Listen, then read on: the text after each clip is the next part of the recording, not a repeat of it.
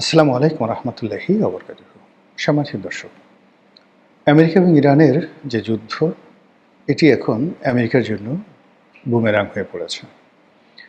পুরো মার্কিন জনমত ডোনাল্ড ট্রাম্পের বিরুদ্ধে চলে গেছে এবং সবাই বলাবলি করার চেষ্টা করছে যে এই যুদ্ধটি কোনো প্রয়োজন ছিল না।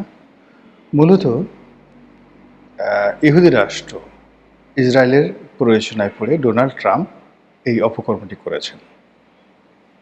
অনেকে বলার চেষ্টা করেছেন যে সৌদি যুবরাজ মোহাম্মদ বিন সালমান তিনি ডোনাল্ড ট্রাম্পকে প্রলুব্ধ করে এই অপকর্মে নামিয়েছেন। অনেকে বলার চেষ্টা করছে যে দেশে যদি যুদ্ধ না বাধত তাহলে এই যে আমেরিকার যে অ্যাপেস্টিন কেলেঙ্কারি, সেই অ্যাপেস্টিন কেলেঙ্কারিতে ডোনাল্ড ট্রাম্পের নাম যেভাবে আসছে, এতে করে প্রেসিডেন্ট হিসেবে তিনি বিব্রত হতেন, তার বিরুদ্ধে অভিশংসনের যাকে বলা হয় প্রস্তাব আসত। এর কারণ হলো যে অ্যাপেস্টিনের যে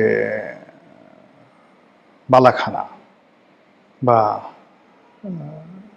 তার যে জায়গাতে তিনি এই বিশ্বের সমস্ত শক্তিশালী রাজা বাদশাহ মন্ত্রী আমির ওমরা, তারপরে শেষে বিভিন্ন যারা বিখ্যাত লোকজন আছে তাদেরকে দাওয়াত করে সেখানে যে যৌন উন্মাদনা তিনি তৈরি করতেন এবং সুন্দরী সুন্দরী তরুণীদেরকে সেখানে ধরে নিয়ে তাদের উপর যে যৌন নিপীড়ন চালাতেন, অনেকে হত্যা করতেন, অনেকে জবাই করে তাদের মাংস পর্যন্ত খেয়েছেন বলে এরকম অভিযোগ উঠছে। এই ঘটনার সঙ্গে সরাসরি ডোনাল্ড ট্রাম্পের নাম আসছে।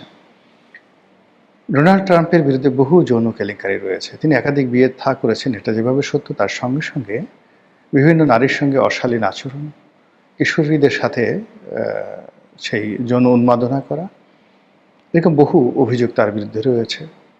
তারপর সেই পতিতালয়ের নামকরা যারা পতিতা রয়েছেন তারা আমেরিকান সোসাইটিতে, তারপরে যে সকল ব্লু ফিল্ম পর্নো স্টার রয়েছেন তাদের সঙ্গে তার যে কুকীর্তি, এরকম বহু কীর্তি রয়েছে। এবং এই সকল কীর্তির জন্য মানে মার্কিন যুক্তরাষ্ট্রের ইতিহাসে এরকম নির্লজ্জ, এরকম বেহায়া, এরকম চরিত্রহীন, এরকম পাগলাটে, এরকম খ্যাপাটে প্রেসিডেন্ট আসেনি। মূলত অবস্থা দৃষ্টি মনে হচ্ছে যে আমেরিকাকে আল্লাহর পক্ষ থেকে একটা শাস্তি দেওয়ার জন্য এরকম একটা বদমাইশ লোক সেখানে রাষ্ট্রপতি পদে আসীন হয়েছেন।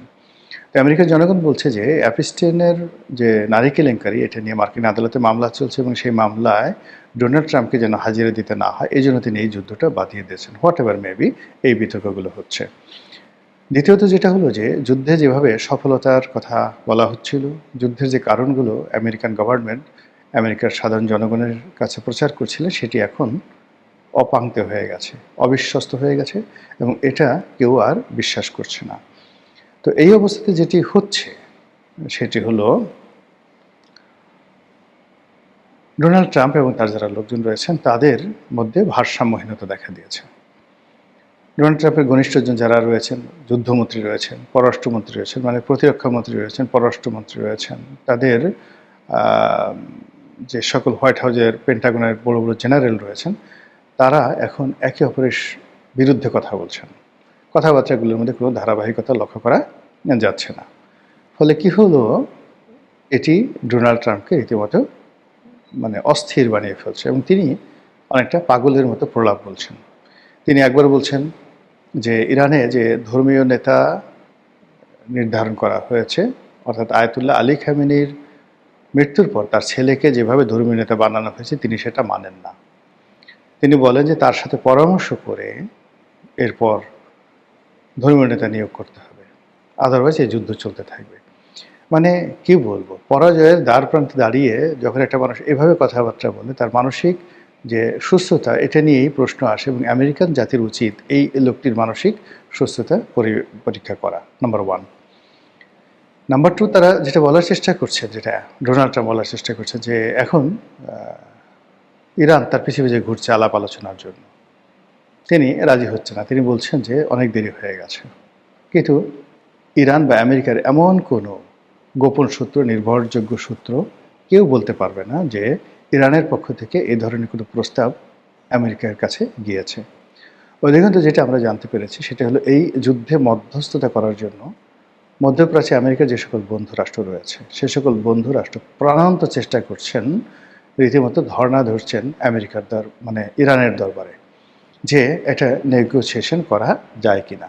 কিন্তু ইরান স্পষ্টভাবে বলে দিয়েছে যে এই মুনাফেকের দলের সঙ্গে, এই মুনাফেক জাতির সঙ্গে, এই বেইমানের সঙ্গে মানে ডোনাল্ড ট্রাম্পের সঙ্গে কোনো অবস্থাতেই নেগোসিয়েশন হবে না। যুদ্ধ চলছে, যুদ্ধের ময়দানে সমস্ত কিছু নির্ধারিত হবে। তো এই যে যা কিছু চলছে এখন আমেরিকাতে, এটি ক্রমশ আমেরিকার অর্থনীতি, আমেরিকার রাজনীতি, আমেরিকার যে সামাজিক বন্ধন এবং সর্বোপরি যারা শাসন ক্ষমতায় রয়েছেন সব কিছুর মধ্যে মারাত্মক অস্থিরতা তৈরি করে ফেলেছে। এখন এই যে অস্থিরতা, সেই অস্থিরতার নমুনাটা আমরা দেখতে পাচ্ছি সেই হোয়াইট হাউসে। এমন কিছু কাণ্ড ঘটছে যেটা আমার জীবনে মানে ইতিহাস যতটুকু পড়েছি বা জীবদ্দশায় যা কিছু দেখেছি এইরকম ঘটনা কখনো দেখিনি। আমাদের দেশে কি হয়, আমাদের দেশে দেখবেন যে গ্রামে খুব একটা সুন্দরী মেয়ে সে পাগল হয়ে যায়। তো পাগল হওয়ার পর আমরা বলি যে একে জিনে ধরেছে, ভূতে ধরেছে। তখন রাজ্যের সব বৌদ্ধ, ওঝা, পীর, ফকির সবাই আসে। আবার এই মেয়েটিকে বেঁধে যারা বড় পীর, বড় ওঝা তাদের বাড়িতে নিয়ে যাওয়া হয়। তারপর সেখানে সব অদ্ভুত কাণ্ড ঘটে। তেঁতুল গাছের ডাল দিয়ে তাকে পিটানো হয়, তারপরে শেষে ধূপ জ্বালিয়ানো হয়, এরপরে বেদ দিয়ে তাকে মারা হয়, বিভিন্ন মন্ত্র উচ্চারণ করা হয়, দোয়া দুরূদ পাঠ করা হয়, মেয়েটাকে বসিয়ে রেখে তার সামনে নৃত্য গীত করা হয়। নানা রকম ঘটনা, ভূত তাড়ানোর জন্য, জিন তাড়ানোর জন্য এই ধরনের ঘটনা আমাদের পল্লী বাংলায় ঘটে। প্রাচীন ভারতে যেটি হতো অশ্বমেধ যজ্ঞ, অর্থাৎ যখন কোনো একটা যুদ্ধে যাওয়ার প্রয়োজন হতো এবং প্রতিপক্ষ খুব শক্তিশালী হতো, রাজা নিশ্চিত ছিলেন না যে তার এই যুদ্ধে জয়লাভ করা তার পক্ষে সম্ভব কিনা, তখন তারা করতেন কি, অশ্বমেধ যজ্ঞ নামক একটি বিশেষ ধরনের পুজো করতেন। সেই পুজো করার পরে ব্রাহ্মণরা ধ্যান করে বলে দিতেন যে রাজা এই যুদ্ধে জয়লাভ করবে, তখন রাজা যেতেন। আর যদি বলতেন যে জয়লাভ করবে না, তখন রাজা সেখানে যুদ্ধ করতে যেতেন না। এটা হল অশ্বমেধ যজ্ঞ। আমাদের দেশেও মানে মুসলমানদের মধ্যে টিল নাও এখন যখন আপনি কোনো বিপদে পড়বেন, সিদ্ধান্তহীনতায় পড়বেন, to be or not to be এরকম একটা ঘটনা ঘটবে, তখন ইস্তেখারা এই ইস্তেখারার নামাজ পড়ার বিধান বেশ প্রচলিত। এর বাইরে আরও কিছু দোয়া দরুদ রয়েছে। তো আপনি যখন এরকম দ্বিধাদ্বন্দ্বে পড়বেন, সত্য মিথ্যার মাঝামাঝি জায়গাতে পড়বেন, করা উচিত কি উচিত না এরকম একটা অবস্থাতে পড়বেন, তখন যে এই যে ইস্তেখারাগুলো করা হয়, তারপরে আপনার মনের মধ্যে একটা সিদ্ধান্ত আসে। সেই সিদ্ধান্ত অনুযায়ী আপনি যাবেন কি যাবেন না, এটা আপনাকে নিজের সিদ্ধান্ত নিতে হয়। অথবা অনেক সময় অনেক যারা আপনি যে সকল পীর ফকির, অলিয়া উলিয়া, গাউস কুতুবের যাকে বলা হয় সাহায্য প্রার্থনা করেন, তাদের সিদ্ধান্তের উপরে এই জিনিসগুলো নির্ভর করে। তো এই জিনিসগুলো সারা দুনিয়াতে চলছে। আমরা যে কামরূপ কামাখ্যার কথা বলি, আমরা জাদুটোনা বানের কথা বলি, পৃথিবীর এমন কোনো জমানা ছিল না যেটা এই রাজনীতিতে এই ঘটনাগুলো ঘটেনি। সবসময় ঘটেছে, সমস্ত রাজদরবারে ঘটনা ঘটেছে। তো মধ্যযুগে বা প্রাচীন জমানাতে রাজদরবারে যে অশ্বমেধ যজ্ঞ হতো বা এই ধরনের যে সকল ইস্তেকারা হতো, ঠিক সেই রকম ঘটনা ঘটে গেছে হোয়াইট হাউসে এবং প্রকাশ্যে।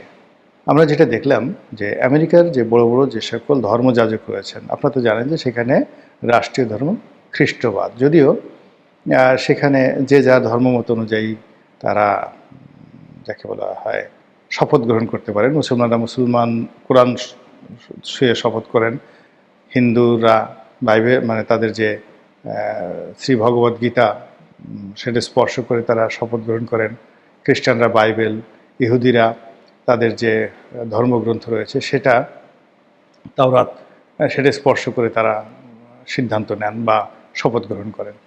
তো ওখানে যে ব্রুট মেজরিটি, সেই ব্রুট মেজরিটি রয়েছে খ্রিস্টবাদের।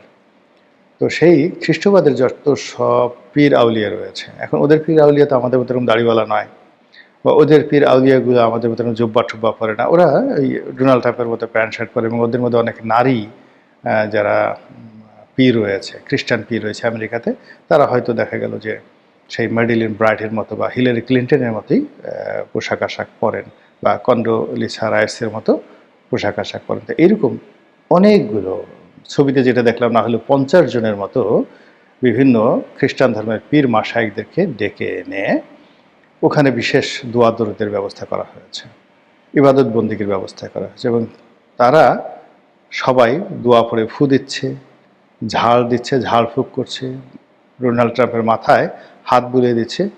আর ডোনাল্ড ট্রাম্প অবোধ শিশুর মতো হোয়াইট হাউসের, যেটিকে ওভাল অফিস বলা হয়, প্রেসিডেন্টের যে রুম, সেই রুমের মধ্যে যে টেবিল চেয়ারে তিনি বসেন, চেয়ারে তিনি বসে আছেন। অনেক সময় ছাত্ররা দেখা গেল যে সারাদিন পড়াশোনা করার পরে মুখস্থ হচ্ছে না, হাত দুটো সামনে রেখে মাথাটা নুয়ে দিয়ে, মানে খুব বিষণ্ণ অবস্থায় যখন একটা মানুষ বা একজন ছাত্র নিজের ব্যর্থতার কথা চিন্তা করে, বারবার চিন্তা করে, কেন আমি মুখস্থ করতে পারছি না, কেন আমি পরাজিত হচ্ছি, কেন কেন কেন, এরকম যখন ভেঙে পড়ার অবস্থা হয়, তখন তার যে অভিব্যক্তি, ঠিক সেই অভিব্যক্তি ডোনাল্ড ট্রাম্পের। এবং সেই অবস্থাতে যারা ধর্মগুরু রয়েছেন তারা তাকে ঝাড়ফুঁক করছেন। হোয়াট ডাজ ইট মিন? এর অর্থ কী?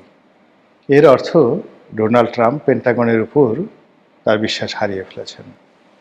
এর অর্থ তার যে মারণাস্ত্রগুলো রয়েছে, B2 বোমারু বিমান রয়েছে, তার যে সেই দূরপাল্লার ক্ষেপণাস্ত্র রয়েছে, তার যে আব্রাহাম লিঙ্কন নামক ওয়ারশিপ রয়েছে, জেরাল্ড ফোর্ড নামক যে ওয়ারশিপ রয়েছে, দুনিয়া কাঁপানো যে সকল তার প্রযুক্তি রয়েছে, সবগুলোর প্রতি তিনি বিশ্বাস হারিয়ে ফেলেছেন। তার যে অহমিকা বোধ ছিল, তার যে আত্মবিশ্বাস ছিল বিজয়ী হওয়ার ব্যাপারে, সেটা তিনি হারিয়ে ফেলেছেন। আর এইরকম অবস্থায় যখন একটা মানুষ পড়ে, তখনই ঝাড়ফুঁকের প্রয়োজন হয়। এবং আশ্চর্যের ব্যাপার হলো যে মানুষ ঝাড়ফুঁক করে, কিন্তু ঝাড়ফুঁক করার পরে কেউ ওখান থেকে রিগেইন করেছেন, ওখান থেকে ফিরে এসে বিজয়ী হয়েছেন, প্রতিপক্ষকে পরাজিত করেছেন, এরকম নজির রাজনীতিতে নাই। রাজনীতিতে নেই। ব্যক্তিগতভাবে কেউ হয়তো স্বামী স্ত্রীর মধ্যে অমিল হলো, তারপরে শেষে ব্যবসা বাণিজ্যে খারাপ যাচ্ছে, বিশ্বাস হারিয়ে ফেলছেন, এটা অনেক সময় মেডিটেশনের মাধ্যমে, মানে এই ধরনের পীর ফকির আনা, মানে এটা এখন আর ভুয়া না, মানে জেনুইন, এই কথাগুলো না বলে আমি এটাকে বলতে চাই যে এক ধরনের মেডিটেশন। তো এক ধরনের মেডিটেশন করে কখনো কখনো ব্যক্তিগত পর্যায়ে মানুষ ঘুরে দাঁড়াতে পারে, যেভাবে রবার্ট ব্রুশ ঘুরে দাঁড়িয়েছিলেন। তিনি পাহাড়ে গিয়ে একা একা মেডিটেশন করেছিলেন। 17 বার পরাজিত হওয়ার পর তিনি একটি মাকড়সাকে দেখে তিনি উদ্বুদ্ধ হয়েছিলেন। একইভাবে নেপোলিয়ন বোনাপার্ট, তিনিও 3-4 বার ঘুরে দাঁড়িয়েছিলেন, কিন্তু বিজয়ী হতে পারেননি। তো সেক্ষেত্রে ডোনাল্ড ট্রাম্প যেভাবে ভেঙে পড়েছেন এবং যেভাবে নজিরবিহীনভাবে তিনি সেই খ্রিস্টান ধর্মগুরুদেরকে হোয়াইট হাউসে ওভাল অফিসে নিয়ে তাকে ঝাড়ফুঁক করাচ্ছেন, যেভাবে তার চলনে বলনে অসামঞ্জস্যতা দেখা দিচ্ছে, যেভাবে তার কথাবার্তায় অসামঞ্জস্যতা দেখা দিচ্ছে, যেভাবে হাঁটতে গিয়ে তিনি ঘুরে পড়ছেন, ডানে যেতে গিয়ে তিনি বামে যাচ্ছেন, এবং মানে নিজের অজান্তে অদ্ভুত সব ঘটনা। তিনি এতটা সাইকোপ্যাথ হয়ে পড়েছেন, যেটা আমি দেখলাম যে তিনি একটি ওভাল অফিসে বৈঠক করছিলেন প্রেসিডেন্টের সুরক্ষিত প্রাসাদে, হোয়াইট হাউসে, এবং মিটিংয়ের মধ্যে অল অন এ সাডেন সম্ভবত জানালার বাইরে কোনো শব্দ হয়েছে, হালকা কোনো শব্দ, সেটা কোনো পাখি করতে পারে, কোনো বানর করতে পারে, বা ছোট্ট গাছ থেকে কোনো ফল পড়তে পারে, এনিথিং। কিন্তু তার কাছে মনে হয়েছে ইরান বোধহয় ক্ষেপণাস্ত্র নিক্ষেপ করেছে। ফলে তিনি তড়ি ঘড়ি করে বৈঠক থেকে উঠে একটা দৌড় দিয়ে তিনি জানালার দিকে চলে গেছেন। এই দৃশ্য আবার এখন ভাইরাল হয়ে গেছে। তো এইরকম মানসিক বিকারগ্রস্ত হয়ে পড়া আমেরিকার প্রেসিডেন্টের জন্য মূলত আমেরিকার পরাজয় অনিবার্য করে তুলবে। অন্যদিকে ইরানের বিজয়